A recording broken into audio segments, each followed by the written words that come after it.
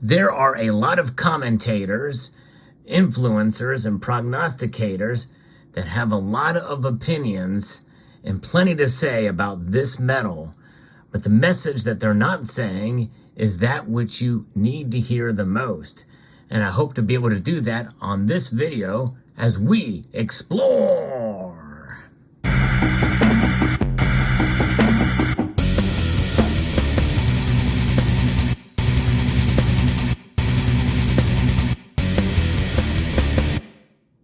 I picked a day like today when, for all practical purposes, silver has no business doing what it did, according to what most of us would think that silver should do on a day like today, go up. Instead, it went down.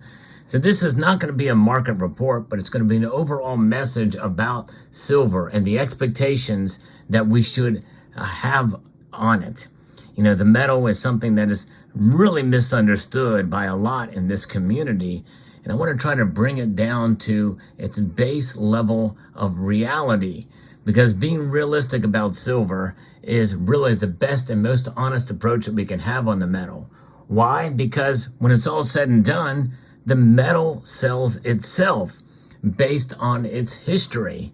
And I want to be able to provide some context in that environment, because when you have those realistic expectations, you're not setting yourself up for disappointment.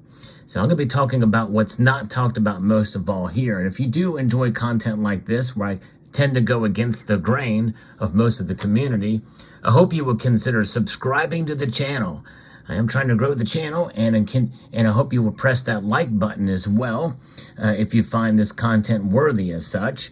But some of this is hard truths, and some of it is going against what some perceive to be, truth, or, opinions based off of a very, very low level of information and a lot of assumptions, because, well, we know about assumptions, right? And I think it's best to work in the realms of reality of what's out there. You know, when we hear things and commentators say things about silver, they bring a line of questions, and really that's what it is. They're questions, and there's nothing wrong with asking the questions, but the answers may be very, very difficult to find. And because of that, people come up with their own conclusions. Those are theories. And to some extent, those theories can be harmful to some extent, although some of them can be healthy as well too. Some of them are sparked by the very institutions that aren't providing the answers that we seek. That's where it can get dangerous, folks, especially in the world of silver price suppression.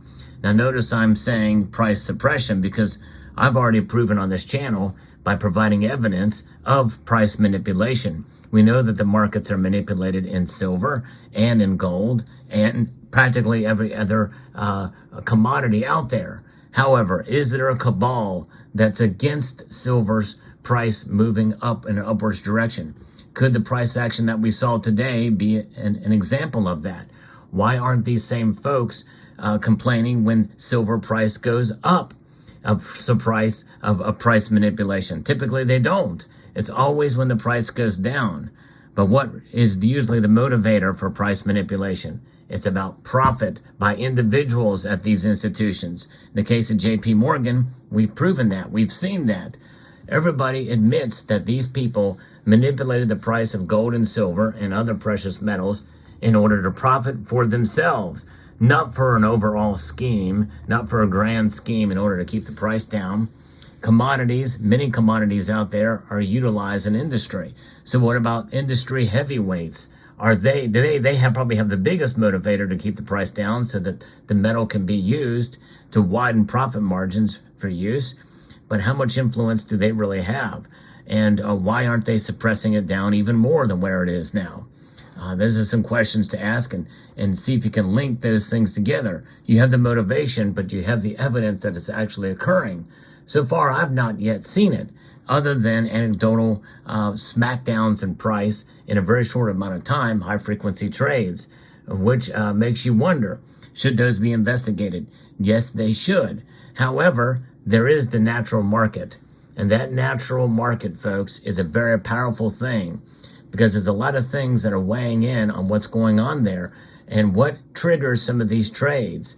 You can get into some of that with technical analysis, and I'm not discounting the effectiveness to some extent of technical analysis, but I believe that that is blown out of the water when it comes to psychological factors and what are known as mini black swans and large black swan events, such as geopolitical uncertainty, which we are in the midst of right now. As I record this video, we are probably hours away from an invasion of Gaza. And we know that there are wars going on in other areas and threats of war and invasions happening in other parts of the world. And of course, there's other areas that are not being talked about where there's wars that very well could heat up. And any of these, or a combination thereof, could literally mean World War III. And I think that uncertainty and that concern is very well established. But what about some of these other factors? What about where silver's price should be? Where should it be? I think it should be higher than where it is now. It doesn't necessarily mean it will go there. No, it doesn't. And there's a lot of different things that affect the price of the dollar, of silver. And a lot of it is based off of the strength of the dollar, how the dollar is seen and perceived around the world. And really more importantly than that, though, is the need of the dollar around the world. And so far right now, there's an effort. There's a concerted effort to move away from the dollar. That's called de-dollarization. It's been effective to some degree, but a very small degree right now. But inflation is rearing its ugly head, and usually in these times, one would expect to see silver go up because of that manufacturing costs and everything surrounding silver products, like you see here, are going up. The fuel prices and the like. And even when they subside to some degree, well, inflation is still a very real beast and is weighing heavily. We're getting ready to head into the year of the dragon, 2024. Most people feel that the demand for silver in a bunch of different areas in industry will go up. And so therefore, that silver's price should go up along with it. Well, we've seen demand rising for silver in 2022, and it did go up somewhat, but not as much as people thought it should. And so therefore, that's why it always goes back to price suppression. But price suppression is not the thing you should automatically go to, because you're setting yourself up for disappointment. Because if there was this mass price suppression going on for silver, make no mistake, they have been very, very successful at it for a very, very long time. And then people will get discouraged and just bail out. Or they'll stick to it stubbornly, because sooner or later it's going to break. Sooner or later it's going to give up, and the real price of silver will be revealed. But folks, that's just not the way it has been. I've been stacking silver for quite a long time, and I've heard this argument for a long time. But so far, it's not really bore itself out to be really the truth. So therefore, I want to be open-minded about it, but at the same time, I want to be realistic about the price of silver. Is the price of silver artificially low? Maybe it is. I think it should be higher than where it is, but it may not be because of artificial reasons. It just may be the natural market, because silver is a very complex market. And even though it is much smaller than other commodities and a smaller space than even gold, it's a tiny market. And there's a lot of derivatives that are in effect. That is something else that is obvious that is keeping the price maybe at bay, is a derivatives market and the Federal Reserve. I think those are the two biggest suppressive markets or drivers of lower silver price, is a derivatives market and the Federal Reserve. But is that something that's, is there a large cabal that's doing that for any grand scheme? I don't think so.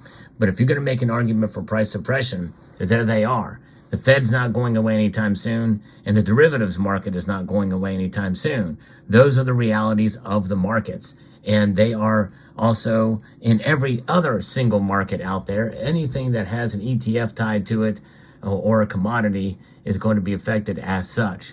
And we don't really talk about that occurring in those other areas. Why? Because silver is special. Silver has a dual purpose. It has a purpose as an industrial metal, and that expanse is growing wildly. It is the most versatile metal of any metal out there. Silver is. So there's reason to celebrate there. But at the same time, because this metal is relatively abundant, comparatively to other metals out there, it is the most abundant, diverse metal and the most diverse metal on the periodic table, hands down. In other words, there really is no shortage of silver in its raw form, at least right now, according to the latest reports, because some of the supply chains have not really come back into full swing again to meet the predictions of the Silver Institute for this year. At this point in time in this video, that could change next year. Very well could change next year. We just don't know. There's something about projected and real. And right now, we ain't seeing it with silver yet, which is why silver's price is so low. We have to be able to deal with these times and hold fast. Have these diamond hands, the hands that hold on to your silver when you buy it, and celebrate it for what it is as a metal. And so when we take that into account, well, there you go. Then you can be doing just fine, because the metal really does sell itself. It doesn't need all these accusations of what the market manipulators and the like are doing to it, because it survives, it exists, its price is what it is, and really the price is higher than it was quite a number of months ago, and even before the pandemic, and adjusted for inflation, it's doing fairly well. It's doing okay.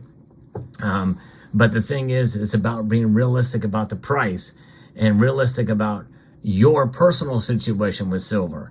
Because if you think about this with silver, this is something you're not going to hear on any other channel. Think about this. If you go to buy an ounce of silver and you go to pay for that ounce any given amount of money, let's say the price jumps up to $30 an ounce, and you get in at $30 an ounce, and then all of a sudden, it jumps up to $35 an ounce, you're feeling pretty good. But think about where it is right now. Silver is trading just under $23 an ounce. So if it jumps up to $30 an ounce and you buy then at $30, you think, okay, well, I'm in it on the way up. And then it goes up to 35, and then it goes back down to 28. Well, you've got problems, right? You're feeling pretty jaded. But that's the markets, folks. If you bought silver now at around $23 an ounce, and you have silver that you bought before the pandemic at $17, $18, $19 an ounce, you're feeling probably okay, because given the premiums, silver is pretty much performing as it should, as an inflation hedge, and that's the best we can hope for silver.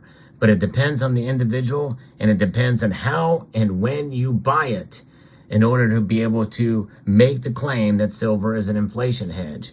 I've always said, if you take a line and draw it through a 100-year chart of silver, that line will steadily move up, pretty much in line, with some exceptions, with inflation-adjusted numbers. That's the key, folks. Silver proves its worth in that environment, and it proves its worth for you on how you buy it.